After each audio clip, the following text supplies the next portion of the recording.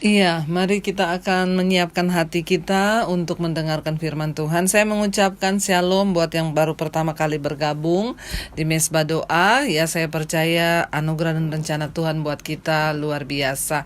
Ya, kita melanjutkan ya kitab Yesaya, saudara. Ya, buat yang baru bergabung, kitab Yesaya ini ditulis oleh Nabi Yesaya untuk memperingatkan bangsa Israel supaya mereka tidak hidup di dalam dosa dan kembali bertobat kepada Tuhan sebelum kutukan dan murka Tuhan terjadi atas hidup mereka.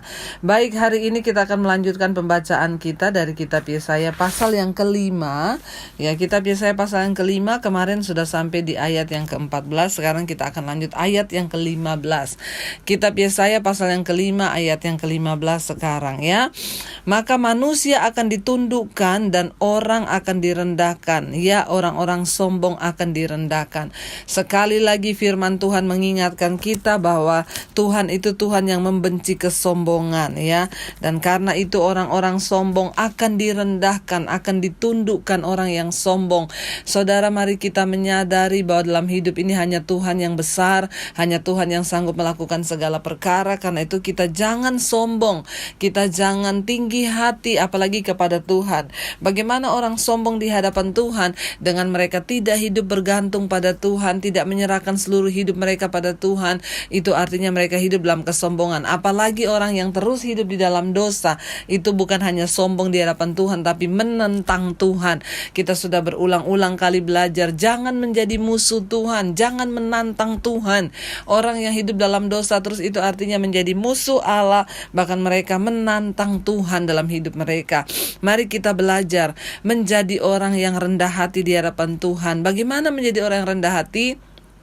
Setiap hari ya kita cari Tuhan, termasuk di Mesbah Doa ini tiap malam kita mencari Tuhan, tidak henti-hentinya kita mencari Tuhan.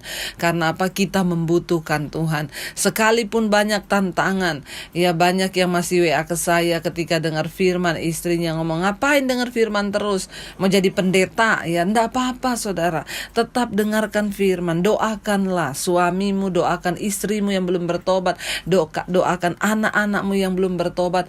Tiap hari cuma dengerin khotbah, sekolah Alkitab sana. Terima kasih, itu harus terjadi. Ya, kalau kita mau menjadi orang yang rendah hati di hadapan Tuhan, nggak apa-apa, jangan dibalas, jangan dikutukin, jangan di ini, tapi bilang terima kasih Tuhan, aku mau tetap mencari Engkau, apapun tantangannya, apapun persoalannya. Aku tidak mau menjadi orang yang sombong, tapi aku mau hidup rendah hati supaya kita tidak dimurkai Tuhan, saudara. Kenapa? Karena manusia yang sombong akan ditundukkan, kata firman Tuhan, akan direndahkan ya, dan orang sombong akan direndahkan oleh Tuhan. Ayat yang ke-16 firman Tuhan berkata begini, ayat yang ke-16, tetapi Tuhan semesta alam akan ternyata maha tinggi dalam keadilannya, dan Allah yang maha kudus akan menyatakan kekudusannya dalam kebenarannya. Hanya Tuhan semesta alam yang akan ternyata maha tinggi, dan memang hanya Tuhan yang maha tinggi, Allah yang maha kuasa, Tuhan yang maha tahu, dan kita manusia tidak ada apa-apanya. Makanya jangan sombong, kita perlu hidup bergantung dengan Tuhan, karena kita bukan maha tahu. Manusia itu sok tahu. Tuhanlah yang maha tahu, Tuhanlah yang maha tinggi, Dia maha segala-galanya. Karena itu kita perlu berlutut di kakinya, hidup dengan rendah hati kepada Dia, saudara. Ya, tetapi Tuhan semesta alam akan ternyata maha tinggi dalam keadilannya, dan Allah yang maha kudus akan menyatakan kekudusannya dalam kebenarannya. Ingat, hanya Tuhanlah yang maha kudus, hanya Tuhanlah yang maha benar. Dan karena itu setiap orang yang mau dekat dengan Tuhan akan dikuduskan. Orang yang mau dekat dengan Tuhan akan dibenarkan. Kita benar bukan karena kebenaran kita. Tidak ada satupun manusia yang benar di hadapan Tuhan. Kita hanya orang yang mau mencari Tuhan, lalu kita dibenarkan oleh Tuhan. Ketika kita dibenarkan oleh Tuhan, barulah saudara, kita ini mendapatkan status menjadi orang yang benar. Bukan karena kita benar, tapi kita mau dibenarkan. Karena kita mau merendahkan diri. karena kita mau terus mencari Tuhan, karena kita mau terus berharap kepada Tuhan. Makanya kita akan menjadi orang-orang yang akan disebut orang benar, karena Tuhan yang membenarkan kita. Akan ternyata pada hari itu hanya Tuhan yang maha tinggi dalam keadilannya, dan Allah yang maha kudus akan menyatakan kekudusannya dalam kebenarannya. Ingat firman Tuhan berkata, kuduslah kamu karena aku kudus. Sebab tanpa kekudusan tidak ada seorang pun akan melihat Tuhan. Hanya orang-orang yang hidup dalam kekudusan yang akan berjumpa dengan Tuhan. Hanya orang-orang yang hidup dalam kekudusan yang akan melihat Tuhan. Karena itu mari kita berdoa menjadi orang yang kudus di mata Tuhan, saudara ya, supaya kita tidak sombong di mata Tuhan. Lalu ayat yang berikutnya, ayat yang ke-17, maka domba-domba akan makan rumput di situ seperti di padangnya sendiri, dan kambing-kambing akan mencari makan dalam reruntuhan gedung-gedung orang kaya. Ya, domba-domba akan makan rumput di situ seperti di padangnya sendiri, dan kambing-kambing, saudara perhatikan ada dua macam di sana dikatakan. Ya, ada domba dan ada kambing. Ya, kita dipanggil Tuhan menjadi muridnya, itu artinya kita domba. Kenapa disebut domba? Domba itu penurut, domba itu taat. Waktu dipanggil tuannya dia nurut. Tetapi kambing itu liar. Ya, kambing itu nanduk, kambing itu nggak mau nurut. Ya, makanya di sini ada dua perbedaan. Dikatakan ayat 17, maka domba-domba akan makan rumput di situ seperti di padangnya sendiri. Domba akan makan rumput, artinya apa? Ini satu gambaran domba-domba akan diberkati. Mereka akan makan rumput sampai kenyang seperti di padangnya sendiri. Kenapa? Karena Tuhan menyatakan kebenarannya. Maka orang benar akan dibela oleh Tuhan. Orang yang berbuah dalam kebun anggur berbuah manis akan dibela oleh Tuhan. Ya, tetapi orang-orang yang tidak taat itu seperti kambing digambarkan dalam Alkitab. Ya, lalu di sana dikatakan ayat 17, dan kambing-kambing akan mencari makan dalam reruntuhan gedung-gedung orang kaya. Mana ada makanan di dalam reruntuhan orang kaya? Harusnya kambing itu makan rumput di padang rumput, tapi yang ada kambing akan mencari makannya di dalam reruntuhan gedung-gedung orang kaya. Saudara, selalu Tuhan memakai perumpamaan orang kaya dalam Alkitab. Diruntuhkan, direndahkan. Bahkan Alkitab berkata, ingatkanlah sungguh-sungguh kepada orang-orang kaya di dunia ini, supaya mereka jangan menaruh harapannya pada kekayaan mereka. Kenapa? Karena Tuhan itu benci dengan kesombongan, dan Alkitab berkata karena orang kaya itu susah masuk sorga, seperti onta yang masuk ke lubang jarum, itu susahnya minta ampun dan bahkan gak bisa. Saudara, onta masuk lubang jarum itu bukan lubang jarum yang benar-benar jarum itu ya, itu kayaknya sangat mustahil. Tapi di Israel itu ada satu pintu, ya pintu kecil seperti gua, itu dinamakan lubang jarum. Jadi kalau kita masuk itu kita harus menunduk serendah-rendahnya baru kita bisa masuk supaya kepala kita tuh nggak kebentur. Ya, nah kalau onta masuk ke situ udah pasti tersiksa. Kenapa? Onta itu punya punduk di belakangnya. Walaupun dia sudah merunduk ya, nggak bisa, tersiksa masuk ke dalam pintu lubang jarum itu yang ada di Israel. Ya, jadi itu gambarannya Tuhan Yesus di situ. Ya, makanya di sini dikatakan kambing akan makan dalam reruntuhan gedung orang kaya. Makanan apa yang bisa kambing dapatkan di reruntuhan gedung orang kaya? Makanya sebelum hari-hari ini kutuk Tuhan turun atau murka Tuhan turun, mari kita bertobat. Hari-hari ini hanya satu yang Tuhan suruh serukan di akhir zaman, perseruan tentang pertobatan. Bertobat, bertobat, bertobat, dan bertobat. Jangan sampai kita kena murka Tuhan, terutama orang-orang kaya. Firman Tuhan bilang, kenapa orang kaya yang disuruh ingatkan? Karena orang kaya itu yang cenderung dekat dengan kesombongan. Tuhan benci orang yang sombong. Karena orang kaya yang cenderung dengan keangkuhan. Mereka berpikir karena mereka punya banyak kekayaan sehingga mereka bisa hidup dan menaruh harapan mereka kepada kekayaan itu. Tapi firman Tuhan berkata, Tuhan membenci orang yang sombong. Tapi saya percaya malam hari ini, jika ada di antara saudara yang sudah kaya, diberkati Tuhan berlimpah-limpah, saudara itu dipilih Tuhan. Ikut mesbah doa supaya saudara mendengar kebenaran. Jadilah berkat bagi banyak orang. Hidup itu untuk berbagi. Jangan timbun harta membagi kepuasan diri, tetapi hiduplah untuk berbagi dengan orang lain. Amin, saudara. Di sini dikatakan celakalah saudara ya, maka domba-domba akan makan rumput di situ seperti di padangnya sendiri. Mari kita menjadi domba, ya, binatang yang taat, lugu, tulus, tidak ada terik, beda sama kambing. Ya, kita tidak mau menjadi kambing. Kambing nanti akan cari makan di reruntuhan gedungnya orang kaya, nggak dapat makan apa-apa. Ini bicara tentang keadaan dikutuk karena tidak mau berubah. Biar malam ini kita bilang, kami Tuhan mau menjadi orang yang nurut seperti domba-domba. Ayat 18, celakalah mereka yang memancing kesalahan dengan tali kedustaan dan dosa seperti dengan tali gerobak. Ya, sebagian orang membawa beban dosa mereka, ada yang melakukannya secara arogan, tetapi ya bagi orang lain dosa-dosa mereka telah menjadi beban yang melelahkan mereka.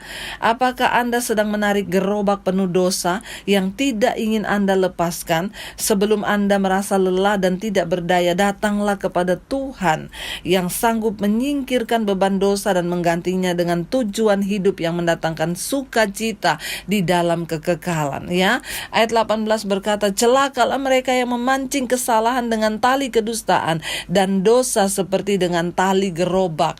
Saudara, ya, banyak orang yang menarik gerobak dosa sehingga hidupnya sudah terhuyung-huyung.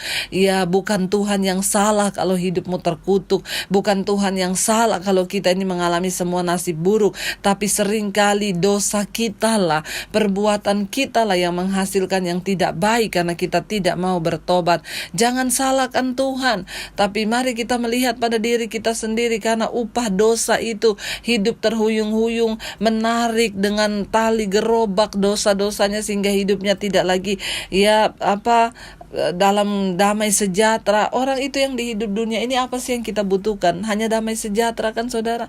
Kalau sudah banyak dosa, tidak ada damai dalam hidup, mau apa lagi saudara? Di sini dikatakan celakalah mereka yang memancing kesalahan dengan tali kedustaan dan dosa seperti dengan tali gerobak, ya. Yang berkata, baiklah Allah, lekas-lekas dan cepat-cepat melakukan tindakannya supaya kita lihat, dan baiklah keputusan yang Maha Kudus Allah Israel datang mendekat supaya kita tahu. Jangan berkata dengan sombong kepada Tuhan.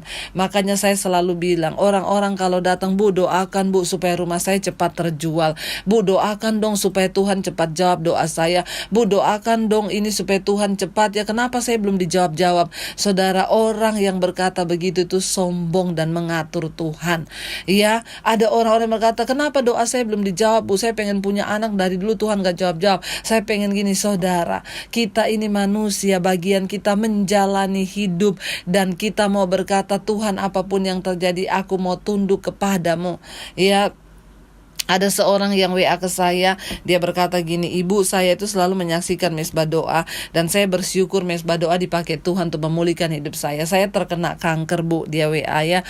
Saya terkena kanker Bu, dan saya harus menjalani beberapa pengobatan dan pemeriksaan. Setiap berapa bulan sekali itu saya harus mengalami pemeriksaan di mana dipantau sel kanker saya.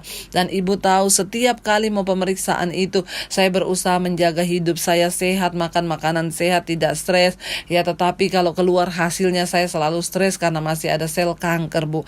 Tapi sejak saya mendengarkan mesbah doa, saya menemukan arti hidup Bu. Ternyata arti hidup ini adalah menyenangkan Tuhan. Bukan soal mati atau hidup, tapi kita berkenan di mata Tuhan. Dan sejak saya mendengarkan mesbah doa Bu, hidup saya dipulihkan, cara pikir saya dipulihkan. Saya tidak lagi memaksa Tuhan untuk menjawab doa-doa saya. Bahkan Ibu tahu gak, sejak saya ikuti mesbah doa, saya mendengar firman-firman Tuhan, saya jadi mengerti arti hidup saya.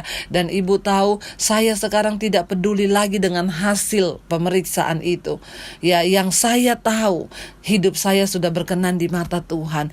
Dan walaupun apapun hasilnya Bu, itu tidak lagi mengganggu hati saya, karena saya tahu Tuhan melakukan yang terbaik. Iya, orang-orang yang hidup dengan rendah hati tidak akan memaksa Tuhan. Kita akan berkata, Tuhan, ya Yesus pun mengajarkan kita cara berdoa yang benar. Ya Tuhan, jika jika Engkau berkehendak, ya jadilah kehendakmu bukan kehendakku, tapi kehendakmu lah yang jadi, kata Tuhan Yesus. Bayangkan Tuhan Yesus saja memberikan kita contoh, Bapa kalau bisa cawan ini lalu, tapi jangan kehendakku, biar kehendakmu yang jadi. Harusnya kan kita berdoa seperti itu.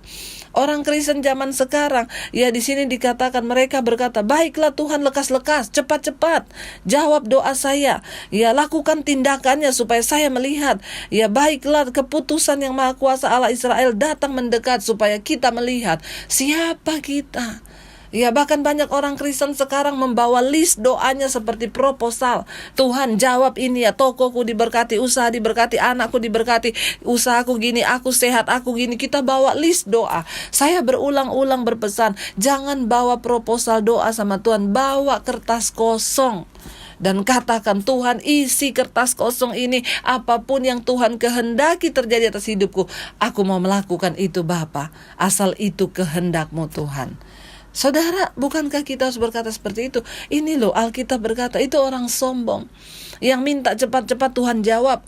Ya, semua doa-doa kita selalu jangan saudara lupa tutup dan katakan, Tuhan jadilah kehendak-Mu dan ajar aku untuk memahami setiap kehendak Tuhan atas hidupku. Ya, orang yang WA ke saya, dulu saya selalu deg-degan dengan hasil pemeriksaan lab saya, Bu. Tapi sejak saya mengerti rencana Tuhan, itu bukan lagi sesuatu yang menggetarkan dan mendebarkan hati saya, karena saya tahu hidup ini lebih penting mengejar perkenanan Tuhan. Wow, makanya Rasul Paulus bisa berkata, bagiku hidup adalah Kristus, mati adalah sebuah keuntungan. Amin saudara, jangan mendesak-desak Tuhan ya. Celakalah mereka yang menyebutkan kejahatan itu baik dan kebaikan itu jahat, yang mengubah kegelapan menjadi terang dan terang menjadi kegelapan, yang mengubah pahit menjadi manis dan manis menjadi pahit. Saudara, ya mari kita belajar tidak menjadi orang yang tidak ngerti. Ya kata firman Tuhan yang kemarin, umatku itu saya izinkan dalam pembuangan. Kenapa? Karena mereka tuh nggak ngerti apa-apa. Apalagi ini, celakalah mereka yang menyebutkan kejahatan itu baik. Ada orang-orang yang sudah terus berbuat dosa dan berkata itu baik.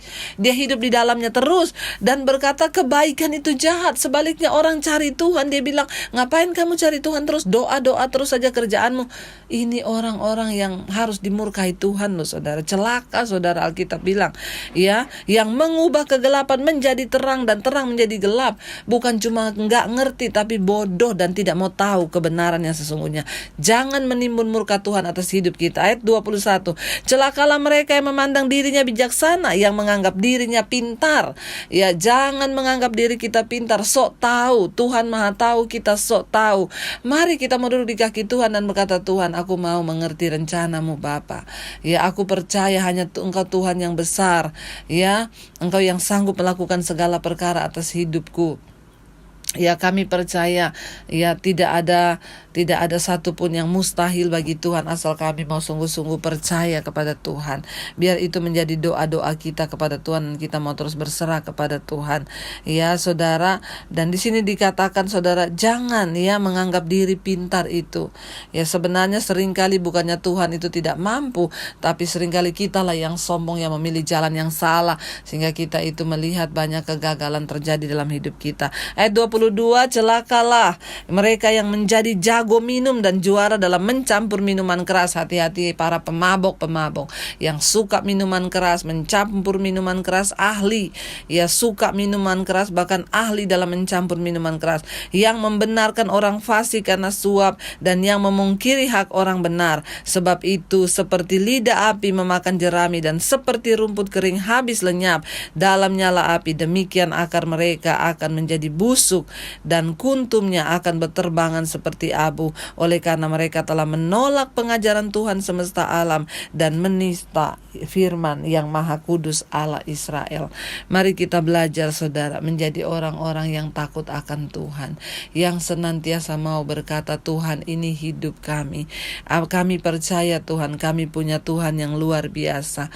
Kami punya Tuhan yang sanggup melakukan segala perkara di hidup kami. Kami percaya Engkau Tuhan yang sanggup melakukan segala perkara atas hidup kami. Dan kami percaya Tuhan Engkau sanggup terus menolong hidup kami. Kami tahu Tuhan Engkaulah Tuhan yang pegang kendali atas hidup kami. Mari kita siapkan hati kita untuk kita datang kepada Tuhan malam ini. Ku percaya Kau Tuhan yang tak pernah gagal, menjadikanku lebih dari pemenang. Ku percaya Kau Tuhan yang tak pernah lalai, menepati janji-janji. Ku percaya, Kau Tuhan yang tak pernah gagal. Tuhan menjadikanku lebih dari pemenang. Ku percaya Kau Tuhan yang tak pernah lalai, menggenapi. Lebih lagi, sekali lagi mari kita mau katakan, ku percaya Kau Tuhan yang tak pernah gagal, menjadikanku lebih dari pemenang. Ku percaya Kau Tuhan yang tak pernah lalai, menggenapi janji-janji-Mu. Kami percaya Engkau Tuhan yang tidak pernah gagal, Engkau Tuhan yang tidak pernah salah untuk menjadikan kami lebih dari pemenang. Tapi seringkali kamilah yang salah. Kami tidak menyerahkan hidup kami sungguh-sungguh kepada Tuhan, sehingga banyak persoalan yang terjadi dalam hidup kami. Bukan karena Tuhan yang salah, karena kamilah. Karena kami tahu semua persoalan pencobaan terjadi di hidup kami itu karena keinginan kami sendiri yang dibuahi lalu berbuah menjadi dosa atas hidup kami. Lalu kami jatuh dalam banyak masalah dan persoalan. Kami mau datang malam ini memohon ampun. Tuhan, ampuni kami. Hari ini kami belajar tentang bagaimana supaya Tuhan bertindak di hidup kami. Maka kami harus menyerahkan seluruh hidup kami, belajar berserah, belajar percaya.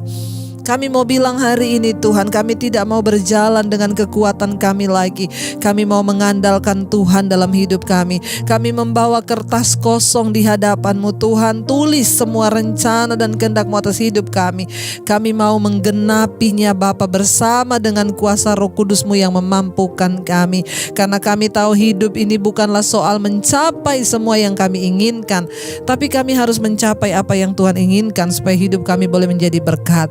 Terima kasih Bapa, kami percaya berkat Tuhan mengalir atas hidup kami malam hari ini. Karena itu kami buka hati dan tangan kami menerima berkat-Mu. Diberkatilah Engkau dalam kehidupan-Mu, diberkati rumah tangga-Mu, kesehatan-Mu, diberkati anak cucu-Mu, diberkati keuangan-Mu. Tuhan menjadikan hidup-Mu menjadi tanda bagi kemuliaan-Nya. Terimalah kiranya berkat dalam nama Bapa, dalam cinta kasih Tuhan Yesus Kristus, bahkan dalam penyertaan Allah Roh Kudus yang menyertai-Mu dari hari ini, bahkan sampai kali yang kedua Tuhan Yesus datang menjemput kita semua. Nama-Mu tercatat dalam kitab kehidupan. Dalam nama Yesus yang percaya diberkati Tuhan, katakan bersama, amin, amin, amin. Tuhan Yesus memberkati.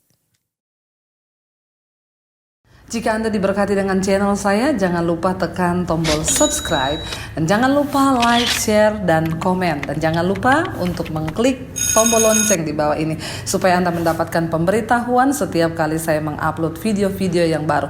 Jangan takut karena gratis. Tuhan memberkati.